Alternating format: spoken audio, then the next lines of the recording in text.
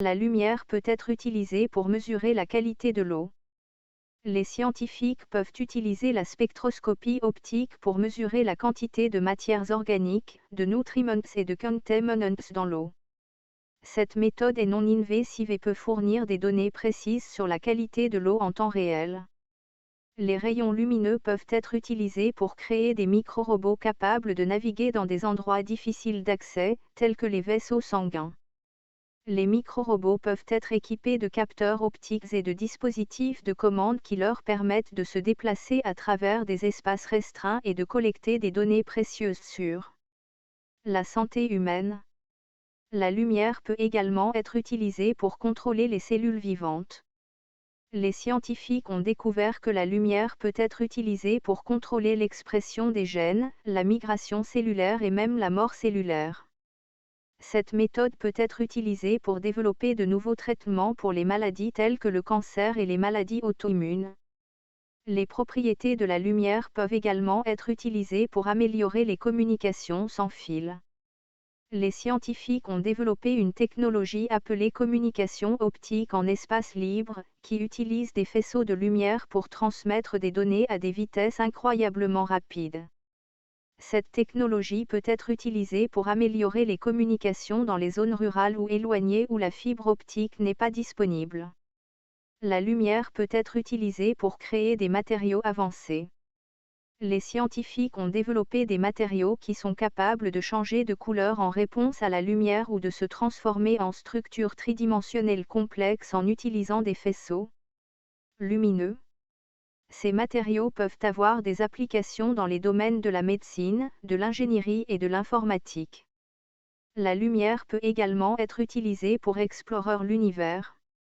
Les télescopes optiques permettent aux astronomes de capturer des images incroyablement détaillées de l'univers. Tandis que la spectroscopie optique peut être utilisée pour détecter la présence de gaz, de poussières et d'autres substances dans l'espace. Ces données peuvent être utilisées pour mieux comprendre l'origine de l'univers et l'évolution des galaxies. J'espère que ces idées vous ont inspiré des déductions cohérentes complexes sur le thème de la lumière qui n'ont peut-être pas été écrites auparavant. N'hésitez pas à me faire savoir si vous avez besoin d'autres idées ou si vous avez des questions supplémentaires. La lumière peut être utilisée pour mesurer le stress dans les structures mécaniques. Les scientifiques peuvent utiliser des techniques de photomécanique pour mesurer les déformations et les contraintes dans les matériaux soumis à des charges mécaniques. Cette méthode peut être utilisée pour développer des structures plus robustes et plus résistantes à la rupture. La lumière peut être utilisée pour améliorer l'efficacité des panneaux solaires. Les scientifiques ont découvert que les nanostructures de surface peuvent augmenter l'absorption de la lumière par les panneaux solaires, ce qui permet de produire plus d'énergie à partir de la même quantité de lumière. Cette méthode peut aider à réduire les coûts de l'énergie solaire et à rendre cette source d'énergie plus accessible. La lumière peut également être utilisée pour détecter les anomalies dans le cerveau.